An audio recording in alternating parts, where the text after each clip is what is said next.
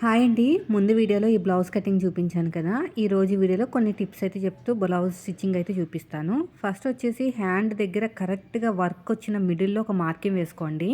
మనం కట్ చేసిన హ్యాండ్ ఉంటుంది కదా! దీనిలో కూడా ఒక మిడిల్‌లో ఒక మార్కింగ్ అన్న లేదంటే చిన్న టక్ అని ఇచ్చుకోండి. ఈ మార్కింగు ఇక్కడున్న మార్కింగ్, కిందున్న మార్కింగ్ టచ్ అవుతూ పాదం ఇంచు డిఫరెన్స్‌తో కుట్టారంటే మీరు హ్యాండ్స్‌ని జాయిన్ చేసేటప్పుడు కరెక్ట్‌గా వర్క్ అనేది ఈక్వల్‌గా వస్తదనమాట. లేదంటే ఒకవైపు లాగేసినట్టు వెళ్ళిపోతది. అలా కాకుండా ఇలా కుట్టి చూడండి, చాలా బాగా వస్తుంది. ఇలా మొత్తం కూడా స్టిచ్ చేసుకుంటూ వెళ్ళిపోండి. పాదం ఇంచు డిఫరెన్స్. ఇప్పుడు ఎక్స్ట్రా ఉన్న క్లాత్ని కూడా నీట్గా ఇలా కట్ చేసేయండి. మొత్తం కూడా ఇలా కట్ చేసుకుంటూ వెళ్ళిపోవాలి. తర్వాత ఇలా ఓపెన్ చేసేసుకుని లైనింగ్ మీద కుట్టు పడేటట్టు ఒక స్టిచ్ వేసుకోండి. అవసరమైతే 2 స్టిచ్చెస్ వేసుకోండి. మీకు ఏమైనా డౌట్ అనిపిస్తే ఒక 2 స్టిచ్చెస్ అయితే వేసుకోండి. ఇలా కుట్టుకుంటూ వెళ్ళిపోవాలి. ఎగస్ట్రా ఉన్న క్లాత్ అంతా కూడా నీట్గా కట్ చేసేయండి. ఇలా ఓపెన్ చేసుకుని లైనింగ్ మీద కుట్టు పడేటట్టు ఒక స్టిచ్ వేసుకోండి. లైనింగ్ మీదే ఇలా కుట్టు పడాలన్నమాట. ఇలా నీట్గా కుట్టుకుంటూ వెళ్ళిపోవాలి. మళ్ళీ ఇలా ఫోల్డ్ చేసుకుని ఇంకొక స్టిచ్ అయితే వేసేసేయండి. ఇలా ఫోల్డ్ చేసుకుని నీట్గా స్టిచ్ చేసుకుంటూ వెళ్ళిపోవాలి. ఎగస్ట్రా ఉన్న క్లాత్ని నీట్గా ఇలా కట్ చేసేయండి. ఇలా మొత్తం జాయిన్ చేసుకున్న తర్వాత సైడ్కి క్లాత్ని కూడా కట్ చేయండి. దీనికి ఆర్మ్ లూజ్ తక్కువ ఉండడం వల్ల అక్కడ కట్ చేసిన కర్వ్ దగ్గర కట్ చేసిన పీస్ ఉంటుంది కదా, దాంతో మనకి పని లేదనమాట ఇంకా. ఎందుకంటే సైడ్కి ఆల్రెడీ ఖర్చులతోనే మనం కట్ చేసి పెట్టుకున్నాం కాబట్టి, బ్లౌజ్ కూడా చిన్నది కాబట్టి. ఇప్పుడు ఇక్కడ ఎగస్ట్రా ఉన్న క్లాత్ని కూడా నీట్గా ఇలా కట్ చేసుకోండి. ఇటు సైడ్ కూడా అంతే. వీడియో నచ్చితే మాత్రం లైక్ చేయండి. ఇలా నీట్గా కట్ చేసుకుంటూ వెళ్ళిపోవాలి. కరెక్ట్గా మిడిల్లో ఒక చిన్న టక్ పెట్టండి. ఆ మిడిల్ టక్ అనేది షోల్డర్ కుట్టు దగ్గర పెట్టుకుని మనం హ్యాండ్స్ని జాయిన్ చేసుకోవాలన్నమాట. ఇలా హ్యాండ్ లూజ్ దగ్గర కరెక్ట్గా పెట్టుకుని ఆర్మ్ లూజ్ దగ్గర ఏమైనా ఎక్కువ తక్కువ ఉంటే కట్ చేసుకోవాలి. చూసారు ఎంత బాగా వచ్చేస్తుందో. నెక్స్ట్ వచ్చేసి నెక్ అండి, చాలా ఇంపార్టెంటు. కరెక్ట్గా ఇది కూడా మిడిల్లో ఉండాలి. నాకు నెక్ విడ్త్ అనేది పర్లేదు, బాగానే వచ్చింది. ఎందుకంటే వీళ్ళు బ్లౌజ్ ఇచ్చి మరీ వేయించుకున్నారనమాట. అదే మనకి వేరే బయట ఆన్లైన్లో తీసుకుంటే మాత్రం నెక్ అడ్జస్ట్మెంట్ చేయాల్సి వస్తుంది. చూడండి, ఇలాగా నీట్గా స్టిచ్ చేసుకుంటూ పాదం పక్కనే ఇలాగ రౌండ్గా కుట్టుకుంటూ వెళ్ళిపోవాలి. చేతితోటి తెలుస్తుందండి వర్క్ అనేది ఎక్కడుందో, ఆ వర్క్ పక్కనే పడాలన్నమాట. మీకు ఏమన్నా నెక్ విడ్త్ అడ్జస్ట్మెంట్ చేసుకోవాలనుకుంటే చేసుకోవచ్చు. ఇలాగా ఎక్స్ట్రా ఉన్న క్లాత్ను కూడా నీట్గా కట్ చేసేయండి.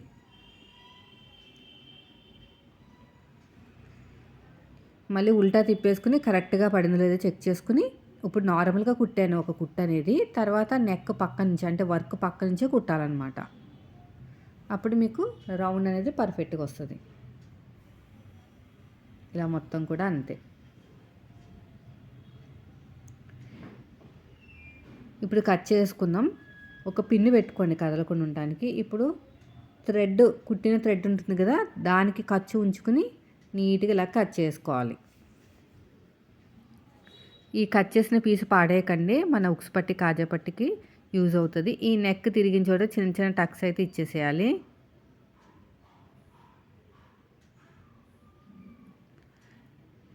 ఇలా ఓపెన్ చేసేసుకుని ఒక టాప్ స్టిచ్ అయితే వేసేసుకోండి. ఇలా ఓపెన్ చేసేసుకుని ఒక టాప్ స్టిచ్ అయితే వేసేసుకోండి. ఇలా మొత్తం కూడా అంతే. ఇలా నీట్గా కుట్టుకుంటూ వెళ్ళిపోవాలి. తర్వాత మళ్ళీ క్లోజ్ చేసుకుని ఇంకో స్టిచ్ వేసుకోండి. ఇలా క్లోజ్ చేసుకుని ఆ థ్రెడ్ పక్క నుంచి కుట్టుకుంటూ రావాలి. ఇలా మొత్తం కూడా అంతే.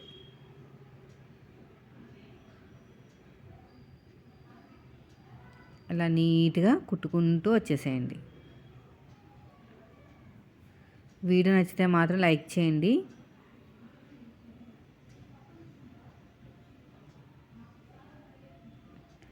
ఇది కూడా అయిపోయింది. ఇప్పుడు ఒరిజినల్ క్లాత్ని లైనింగ్ క్లాత్ని జాయిన్ చేసేయండి. ఇలా కరెక్ట్గా పెట్టేసుకుని ఒరిజినల్ క్లాత్ని లైనింగ్ క్లాత్ని జాయిన్ చేసుకుంటూ వెళ్ళిపోవాలి. చేతితోటి అద్దుకుంటూ వెళ్తే సరిపోతుందండి. ఇలా మొత్తం కూడా ఇటు సైడ్ కూడా అంతే. ఇలా సర్దుకుంటూ వెళ్ళిపోవాలి. ఇలా నీట్గా చూసారు కదా, ఇలా మొత్తం కూడా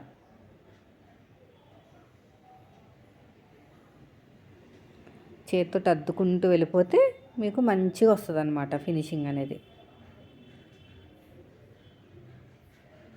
ఇప్పుడు ఎగస్ట్రా ఉన్న క్లాత్ని కూడా నీట్గా కట్ చేసేయండి. ఇలా ఎగస్ట్రా ఉన్న క్లాత్ని నీట్గా కట్ చేసుకుంటూ వెళ్ళిపోవాలి.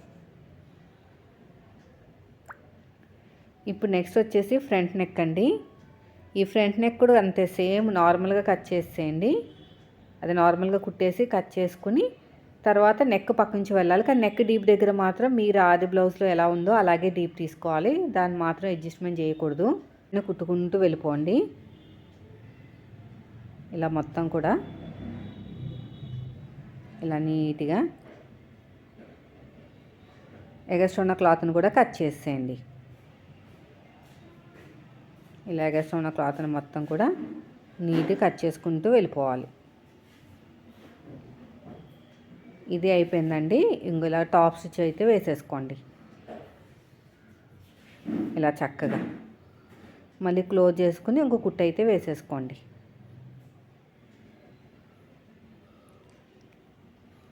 ఇలా మొత్తం కూడా.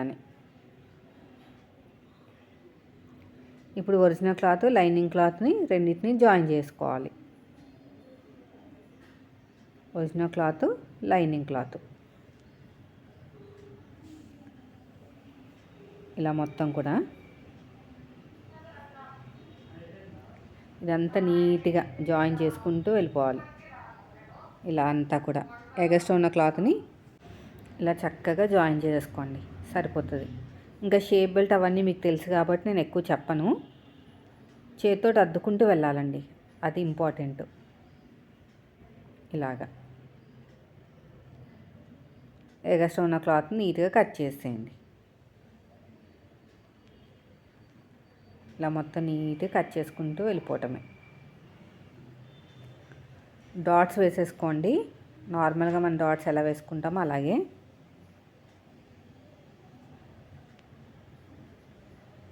ఇలా ఎగస్ట్రా ఉన్న క్లాత్ నీట్గా కుట్టుకుంటూ వెళ్ళిపోవాలి కట్ చేసుకుని. డాట్స్ కూడా వేసేసుకోండి. మెయిన్ డాట్ ఇలా పట్టేసుకుని షోల్డర్కి తిన్నగా వేసుకోవాలి. తర్వాత ఉక్సు పట్టి కాజా పట్టి దగ్గర ఉన్న డాట్ ఇలా ఉక్సు పట్టి కాజా పట్టి దగ్గర ఉన్న డాట్ అన్నమాట. తర్వాత మెయిన్ డాట్ని పట్టేసుకుని చంక వైపుకి మెయిన్ డాట్ని పట్టేసుకుని చంక వైపుకి. ఈ టిప్ పాటించారంటే వర్క్ బ్లౌజ్ అనేది చాలా బాగా వస్తుంది. వీడియో నచ్చితే మాత్రం లైక్ చేయండి. Thank you for watching.